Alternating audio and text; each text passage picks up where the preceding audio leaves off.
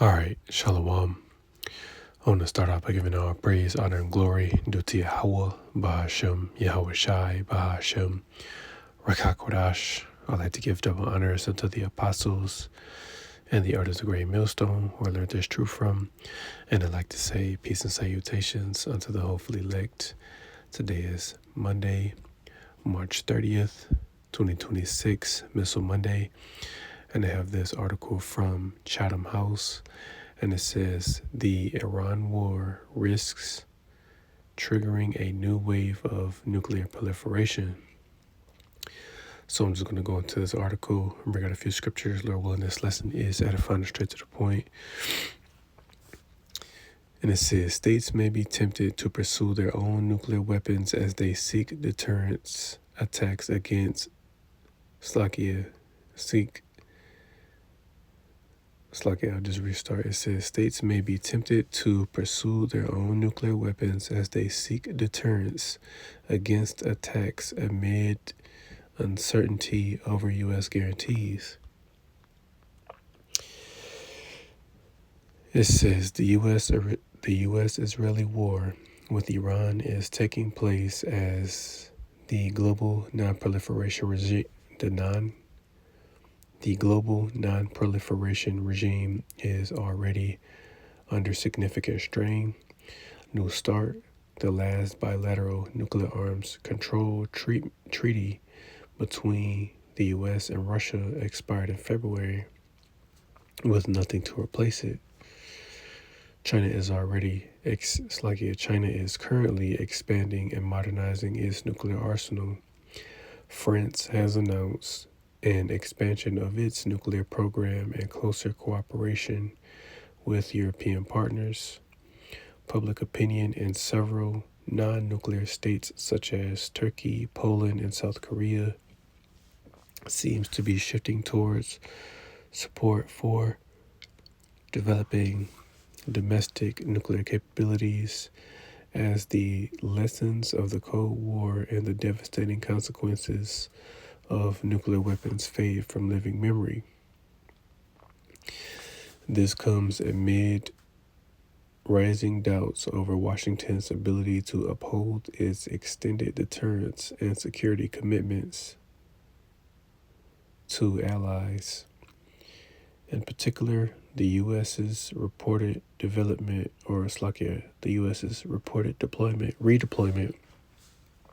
of part of its THAAD missile defense systems from South Korea to the Middle East may be concerned. It may cause for concern among U.S. allies in East Asia. The strains on the non-nuclear proliferation regime predate the Iran war and the reported THAAD redeployment, but they risk fracturing the regime at precisely the moment when the international community can least afford it. It says a dangerous lesson, which, I'm not going to read this entire article, but, just read a little bit of it, and then leave it in the description box for those that want to check it out. It says a dangerous lesson. There's a danger that many states watching these developments will absorb a straightforward message. Nuclear weapons deter attack in a way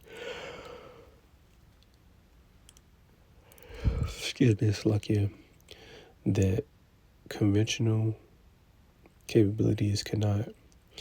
This belief was already gaining ground after Russia's invasion of Ukraine, which some have interpreted as confirmation that Kyiv relinquishing its Soviet-era arsenal left it exposed, while establishing an independent Ukrainian nuclear deterrent would have faced profound practical obstacles, including questions of operability and command and control.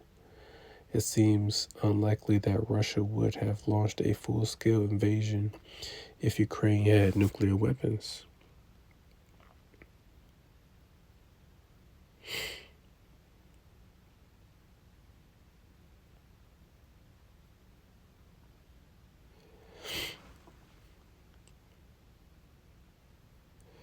Slakia. It says likewise, Iraq and Libya, which abandoned their weapons programs, were also targeted with military action. In contrast, North Korea, which has developed nuclear weapons, has so far avoided military action against it.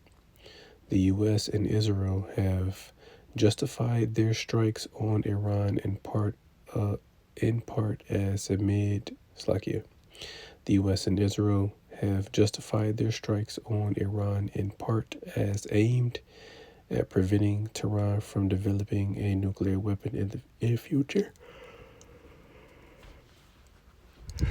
Excuse me. It says, however, observers may take the lesson that Iran would not have been attacked if it had a nuclear deterrent already. Besides, Iran was also attacked during 2 active rounds of negotiations in June 2025 and again in late February 2026. For states weighing whether to engage diplomatically with Washington, the president is significant dialogue did not protect Iran. So it says proliferation in the Middle East. It says since the war, prominent voices within the Iranian regime are now arguing that Tehran should quit the NPT and develop the bomb, according to Reuters. Iran's new supreme leader, Mojtaba Khamenei, is reported to be more hardline than his father and predecessor, who issued a fatwa against nuclear weapons and reportedly pushed back against senior Iranian military leaders who argue for the bomb.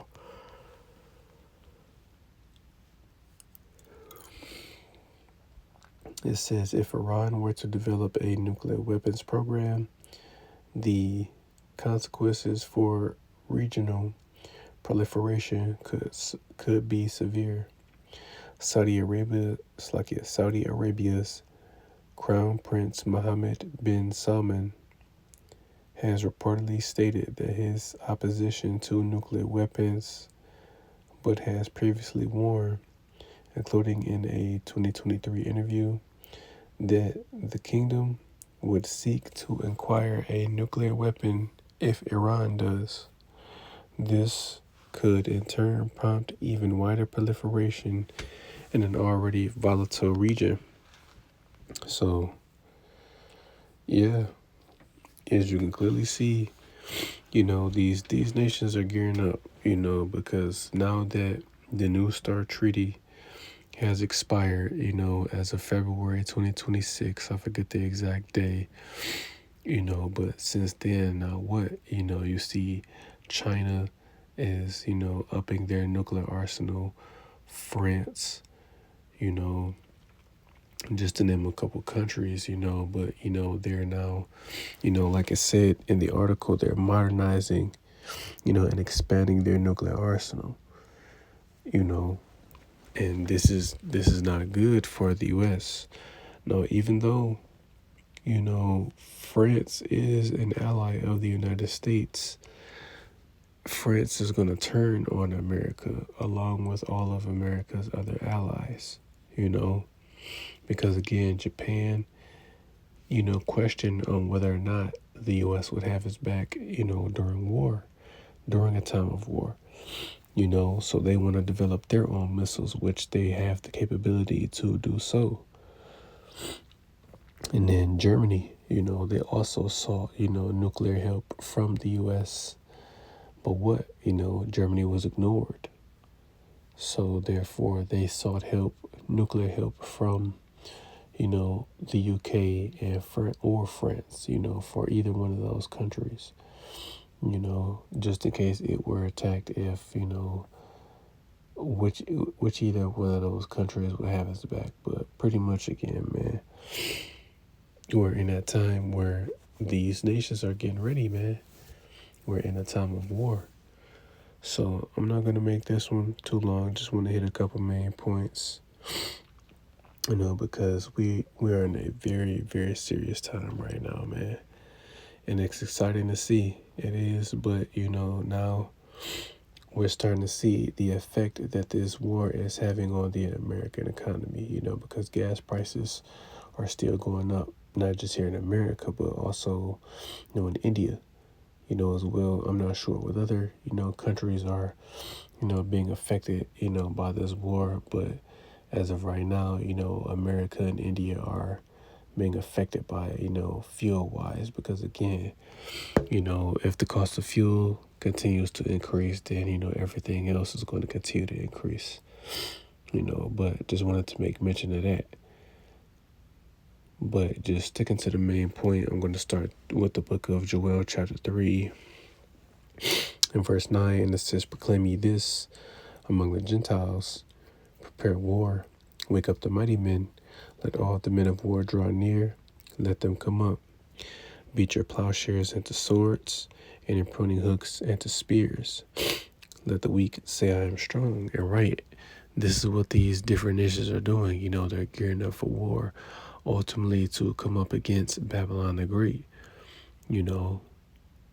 This is why, these different nations are putting their resources toward, their military, and if they're a nuclear armed nation, toward, their nuclear programs to get these different missiles developed and ready for when it's time to use them. Excuse me. Well, yes. I'll go to this. The book of Isaiah 13 and verse 4, and it says, "The noise of a multitude in the mountains, like as of a great people, a tumultuous noise of the kingdoms of nations gathered together. The Lord of hosts muster at the host of the battle." And right, man, that noise of a multitude, it says like as of a great people. It's talking about, the missiles in particular, the warheads, because again, they're going to make that great noise. You're going to hear, these missiles being launched, and there's going to be, thousands upon thousands of them, flying at the same time. So it's going to make a very loud noise before they even detonate, because most of these people, those that remain up until that time, you're going to hear them before you even see them. Verse 5, it says, "They come from a far country, from the end of heaven, even the Lord, and the weapons of his indignation to destroy the whole land." And right, they're going to come from a far country. So, these nukes are going to be shot from the east, and they're going to land in the west. So as an example, missiles are going to be launched from Russia, and they're going to hit America, because that's who's, actually going to take America down on a small scale. That's the country that is going to take this place down. Russia's going to take down America, but we know on a much larger scale, our Lord Yahushai, along with the angels, are going to take this place down. But just like it's prophesied in Ezekiel, the 30th chapter, that Russia is going to be a guard unto, those different nations, which Iran is allies with Russia. And it also mentioned Libya, in this article. Libya is one of the nations that Russia is going to guard. Ethiopia, just to name a couple. But Russia is going to protect its allies, being the main point. So I'm going to jump to staying in Isaiah, the 54th chapter, and verse 16. And it says, "Behold, I have created the smith that bloweth the coals in the fire, and that bringeth forth an instrument for his work. and I have created the waster to destroy and right. This is what, these scientists and physicists are doing. They are the modern day smiths, because what does a blacksmith do? They create weapons, and not just any old weapons of war, and this is what these scientists and physicists doing. They're creating, weapons of war, and not just any old weapons of war, weapons of mass destruction, because these missiles that are on the earth, especially, the ones that Russia, America, and even China possess, they're extremely powerful and have the capability of literally destroying the planet Earth. But as it says in the scriptures, the earth abideth forever. So, the earth won't be destroyed completely. Just only certain lands will be, as it stands, America, aka Babylon the Great, is going to be left completely desolate. Babylon will be destroyed, and it will not ever be built back up nor inhabited again. You can read about it in Isaiah, the 34th chapter, which gives a very vivid description of how this place is going to look after this destruction takes place, But whatever other lands get hit, they're going to be built back up. So, just real quick, book of Ecclesiastes, chapter 3, getting straight to the point in verse 8. It says, a time to love and a time to hate, a time of war and a time of peace. And right, that's the time that we're in. We are in a time of hate, because we can see it with these different things that are going on, in the world, because eventually all hell is going to break loose and Jacob's trouble is going to be in full force. So we're in a time of hate. But what?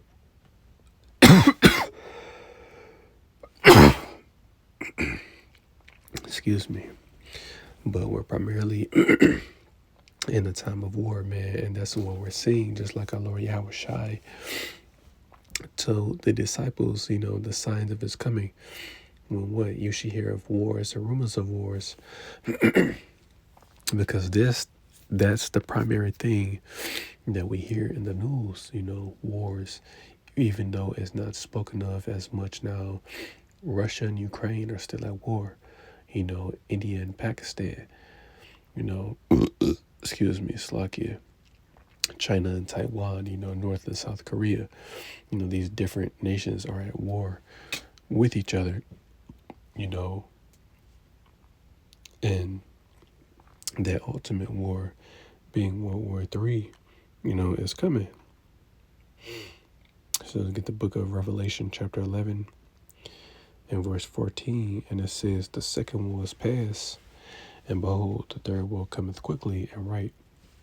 That second woe being World War II, because it speaks of three woes, the first woe being World War I, the second woe, World War II, and this third woe, World War III, which is going to be the war to end all wars, which is why these nuclear missiles even exist on the planet Earth today, because these weapons are what's going to end all wars. There's not going to be any more, need for war after these nukes get launched, So I'm just going to grab a couple more and that'll be it. Let's get the book of Malachi, chapter 4, and verse 1. It says, for behold, the day cometh that shall burn as an oven, and all the proud, yea, and all that do wickedly shall be stubble, and the day that cometh shall burn them up, saith the Lord of hosts, that I shall leave them neither root nor branch. And right, that's the day that's coming that shall burn as an oven, World War III. This great war that is going to take place upon the planet Earth, and why is it going to burn with fervent heat, or why is it going to burn as an oven? Because of those nukes, man. They're going to burn with that extreme heat, just like it says in, 2 Peter chapter 3, that fervent heat, man, because the elements are going to be melted, because these nukes are going to burn hotter than the sun, So that's what, Malachi is speaking of, man. World War III, this is what's coming, you know. So I'm going to end it with the book of Revelation, chapter 9 and verse 15. It says, "And the four angels were loosed, which were prepared for an hour and a day and a month and a year, for to slay the third part of men." And right, when you read in Revelation, the 7th chapter, it speaks of the four angels, which these are four literal angels, holding back the four winds, which the four winds represent the coming destruction, aka World War III, if you will. Because just like it says, there's a particular hour, day, month, and year when this final war is going to take place, because the Heavenly Father has it all set up to when He wants these things to happen. We just have to wait and, watch it all play out. And just like it says, it's to slay the third part of men, because you have three classes of men on the earth. You have the sons of God, which today are the biblical Israelites, so-called Negroes, Latinos, and Native Americans, the tribe of Judah, all the way down to the tribe of Issachar. Then you have the sons of men, which are the different heathen nations. And you have the sons of the wicked, which are you so-called white people, the nation of Edom. You're the third part of men, and that's who this destruction is for you, because you're the wicked. And you will have 2/3 of the nation of Israel that are going to get caught up in this destruction, primarily because they have received the mark of the beast. During that particular time, they received the mark of the beast, and that's going to be their punishment. Those of them that make it up until that point. And then as always, you different heathen nations, that aren't able to return to your homeland before all hell breaks loose, then, you're just collateral damage. Your purpose, was just to come over here to America, make a little money, and die. So, Lord willing, this lesson was edifying. I want to give all praise, honor, and glory due to Yahweh, Bahashem, Yahweh Shai, Bahashem, Rakakodash. I like to give double honors unto the apostles and the earth is a great millstone, who I learned this truth from. And I like to say peace and salutations unto the hopefully elect. Till next time I say, Shalom.